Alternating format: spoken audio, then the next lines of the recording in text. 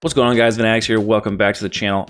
V Rising just dropped a brand new article talking about the upcoming expansion, Secrets of Gloomrot. And let me tell you guys, this update is so much bigger than we had originally thought. We're talking tons of new enemies, a bunch of new V-Bloods, new spells, new ways to build your castles, new UI improvements, etc. Super excited to jump into this, guys. There is a new release date for when Secrets of the Gloomrot will come out, which is May 17th. So just about a month, it's coming out, guys. I'm so excited to jump back in. And let's look into this. So we got Enter Gloomrot. Enter a massive new zone with 2 unique areas twisted in the pursuit of cruel science and raise your multi-level castles.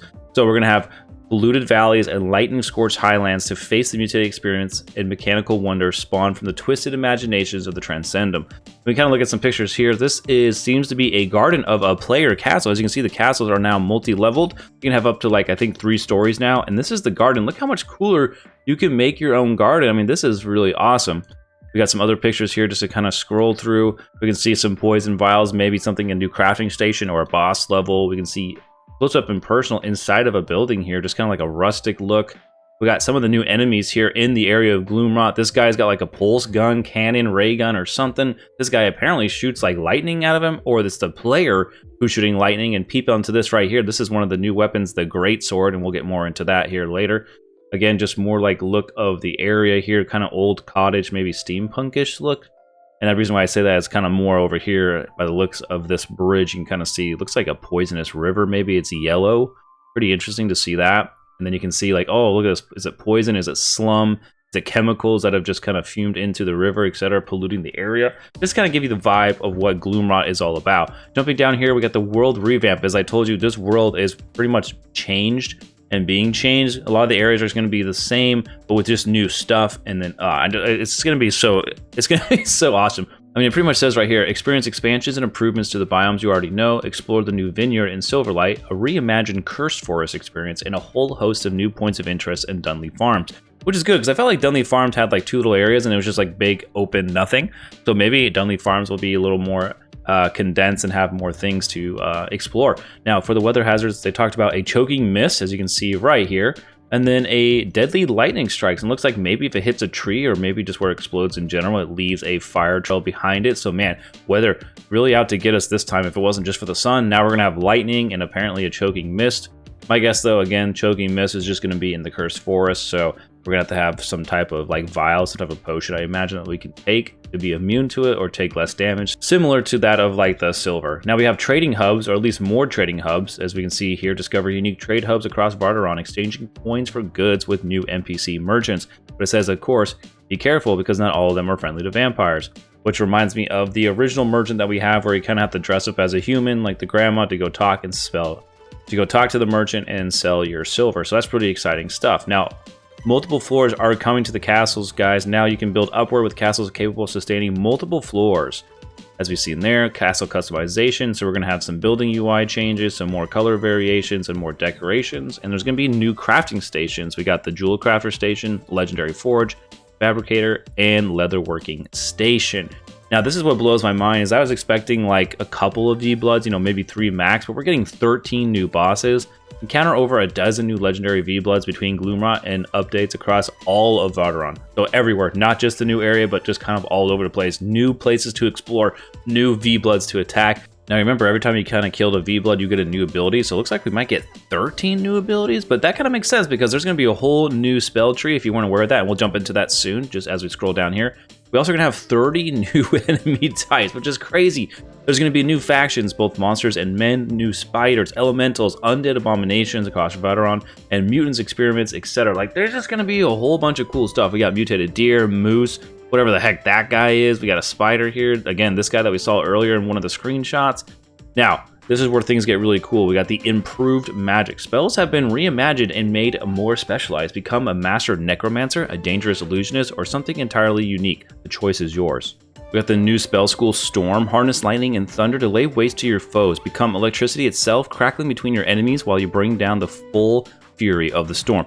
Now, it's kind of hard to see this. If I open this in a new tab, we can kind of get an idea of some of the new areas. Storm, magic, static, electrify your enemy for 5 seconds, causing physical damage dealt to them to trigger a shock, dealing 10% magic damage. And then this one we can see polarity shift, which is this guy right here. It looks like the second ability that you can learn here in Storm magic. Launch a projectile that deals 80% magic damage and inflicts static. You and the other target swap locations on impact. If the target in something to that effect, you instead teleport to the location of the target. So a hot swap, if you land the ability, you switch. I'm not sure if that's necessarily good solo play. Maybe the only thing I can think of is like if you're playing with your friends though, and you hit a guy and you launch him into your team, and then now he's stuck. That would be kind of crazy. And then we can kind of see here, you see these little like sockets right here, these like little gem sockets, what they're going to call them. Looks like we got Maelstrom Bauble, triggers a lightning nova at the origin location, dealing 43% magic damage. So these are like gems that you can get that empower your spells. Now that's just one of them right there. We have another screenshot here to, oops, sorry about that, to see what we're talking about here. If we take a look, we can see like this is probably that static nova we were talking about. This looks like the counter, but just a static counter. And then this looks like an AoE static. So again, seems like so like here, like that probably matches with this one right here.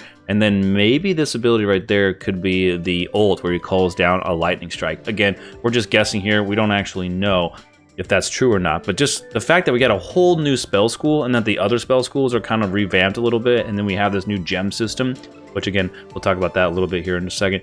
Now we have two new weapons that are coming to the game. We have apparently, which I had no idea was coming, is dual pistols, which is this right here. Two dual pistols right there, which is awesome. And then we have the greatsword, which we've seen before.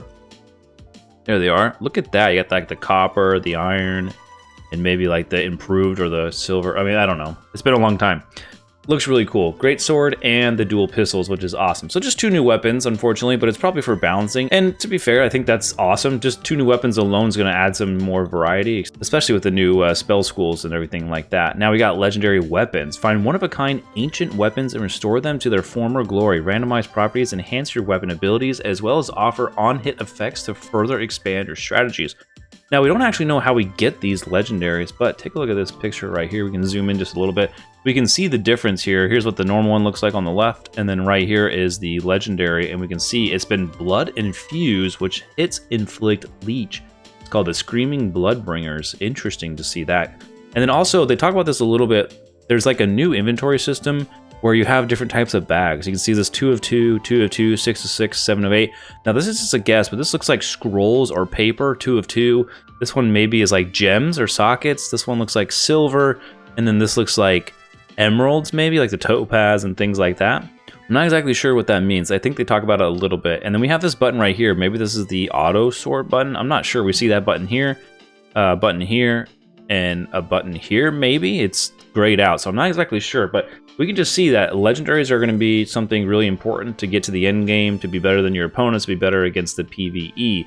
And then we have these new tools for battle, and this is what I was talking about before. Craft jewels to channel your spells, modifying them to your liking, and building a spellbook totally unique to your peers. As we saw earlier, if I scroll back up really fast, JK, I passed it, it's right here. We saw these little jewels that can be socketed here, and I wonder if you can put different colors or if it has to match. That I'm not sure. I haven't seen anything outside of that at the moment. It looks like you got Chaos, Illusion, Unholy, Storm, Frost, and Blood. And maybe they match for their actual magic, but then before that you can then change what they actually do. Now we do have, what is this? New Blood Hunt. New Blood Hunting update includes an updated new animated UI and improvements to blood tracking. We have movement and inventory. Explore Battery more quickly and smoothly with updates to traveling, shape-shifting forms, converted vampire horses, new teleporters in your castle, and improvements to the environmental flow. You can also carry more items on you with your journey bags. As we saw right here, I'm assuming that's what these are, journey bags. I mean, this is brand new to the UI, never existed before. Curious to see exactly what that means.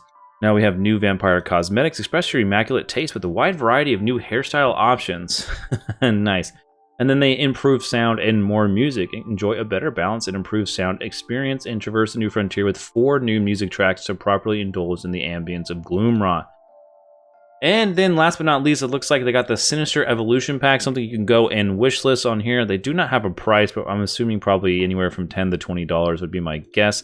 Looks like you just got a bunch of cosmetic changes. Looks like green, right? Sinister Evolution.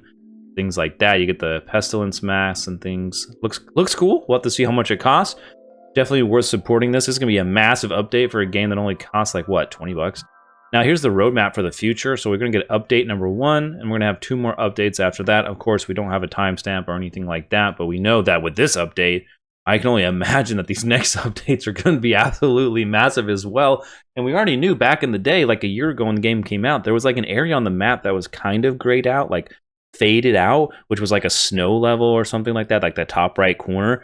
If that comes in like update 2, I mean, again, a new area, new enemies, new V-Blood, etc. Like, you're catching my drift. There is so much coming to V Rising as a whole, especially in this upcoming update next month, Secrets of Gloomrot.